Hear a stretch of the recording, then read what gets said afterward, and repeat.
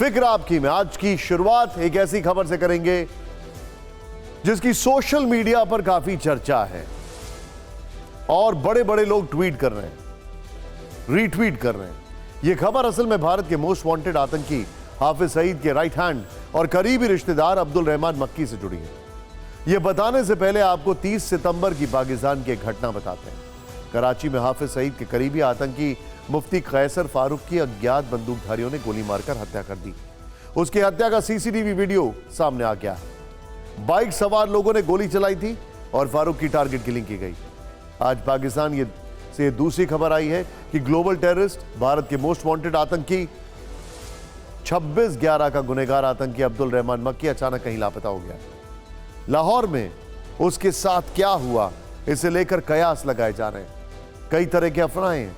जम्मू कश्मीर के पूर्व DGP SP वैद ने एक्स हैंडल पर क्या लिखा, सबसे पहले आपको वो दिखाते हैं।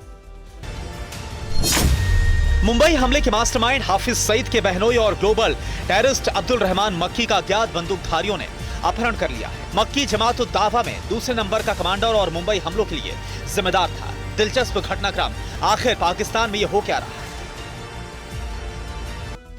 अफवाहों का बाजार गर्म है। इसी सोशल मीडिया एक्स पर यह भी कहा जा रहा है कि कहीं ऐसा ना हो कि मक्की को मार दिया जाए, इसीलिए उसको बचाने के लिए आईएसआईएस ने गायब कर दिया है।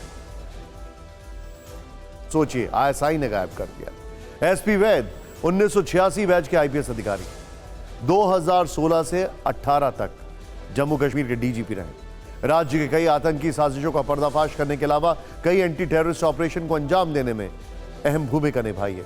वो लश्कर जैसे आतंकी संगठन की नस नस जानते हैं। ऐसे में अगर उन्होंने अब्दुल रहमान मक्की को लेकर ये बातें लिखी हैं तो इसमें दम हो सकता है। हालांकि इस खबर की अब तक आधिकारिक पुष्टि नहीं हो पाई, लेकिन अगर मक्की गायब है तो फिर सवाल यह है कि उसे किडनैप कर लिया गया, उसका अपहरण किसने किया? जिस तरह हाफिज सईद के करीबी चुन चुन कर मारे जा रहे हैं, क्या मक्की भी इसी मकसद से अगवा किया गया था या इसके पीछे पाकिस्तान की खुफिया एजेंसी आईएसआई का हाथ? ये रिपोर्ट देखिए।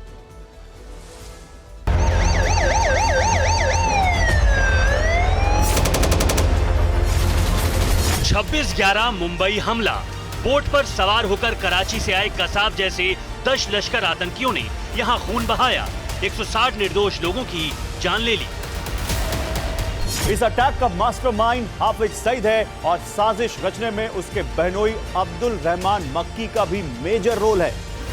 मक्की सिर्फ 26/11 मुंबई अटैक ही नहीं बल्कि 22 दिसंबर 2000 को लाल किला पर हुए हमले का मास्टरमाइंड और जनवरी 2008 में रामपुर में सीआरपीएफ कैंप पर हुए आतंकी हमले का गुनहगार भी है। माना जाता है कि वो लश्कर में दूसरे नंबर का आतंकवादी है जो अपनी जिहादी जुबान से युवाओं का ब्रेन वॉश करने में माहिर है। लश्कर का सबसे बड़ा फाइनेंसर है। उसी मक्की के बारे में लाहौर से अचानक गायब होने की खबर आई। दावा किया गया कि कुछ अज्ञात लोग अब्दुल रहमान मक्की को अपने साथ ले गए और अब तक उसका कोई सुराग नहीं मिला। सच क्या है कह नहीं सकते, लेकिन लोग ये भी लिखने लगे हैं कि हाफिज के दूसरे करीबियों की तरह अज्ञात लोगों ने मक्की को भी ठिकाने लगा दिया है। हालांकि खबरें ऐसी भी आईं कि जिस तरह से हाफिज के करीबी चुन चुनकर मारे जा रहे हैं, उसे देखते हुए डर के मारे पाकिस्तान की खुफिया एजेंसी आईएसआई ने उसे किसी सीक्रेट जगह छिपा दिया है। हो सकता है इस सच से पर्दा जल्द उठे, लेकिन ये वही मक्की है जिसका नाम इसी साल जनवरी में संयुक्त राष्ट्र की ग्लोबल टेररिस्ट वाली सूची में डाला गया और तभी से वो बिल में छिपता फिर रहा है।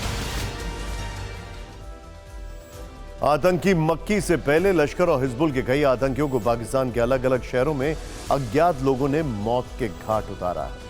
पाकिस्तान में भारत के दुश्मनों का एक एक करके काम तमाम हो रहा है। आतंकियों के गढ़ में ही इन दरिंदों का शिकार कौन कर रहा है, इस पर पाकिस्तान से लेकर हिंदुस्तान तक बहस छिड़ गई है और ऐसी घटनाओं से हाफिज सईद से लेकर मसूद अजहर तक के होश फाख्ता है।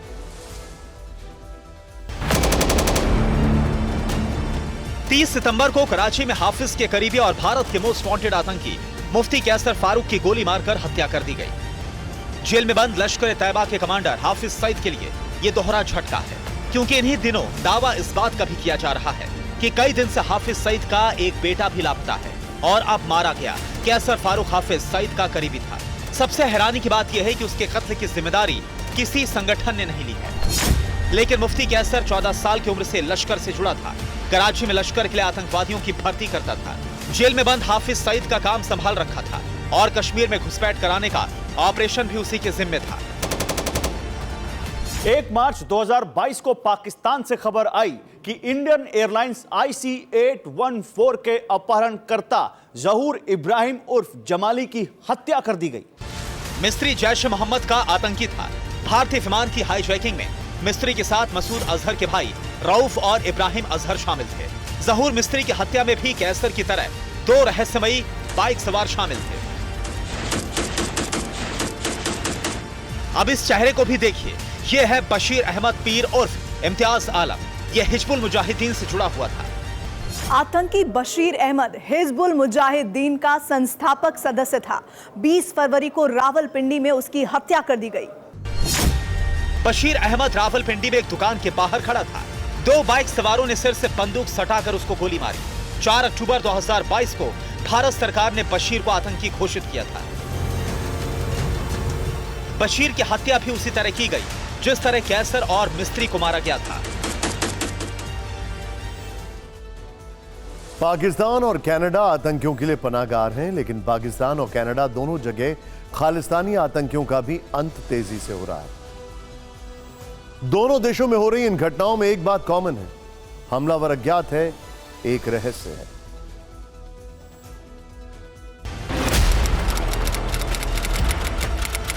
अठारह जून को ब्रिटिश कोलंबिया के सरे में खालिस्तानी आतंकी निज्जर की हत्या कर दी गई।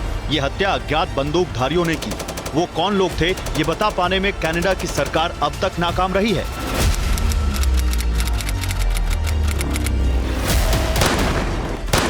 पाकिस्तान के लाहौर में भारत के एक वांटेड खालिस्तान कमांडो फोर्स के सरगना परमजीत सिंह पंजवड़ की गोली मारकर हत्या कर दी गई।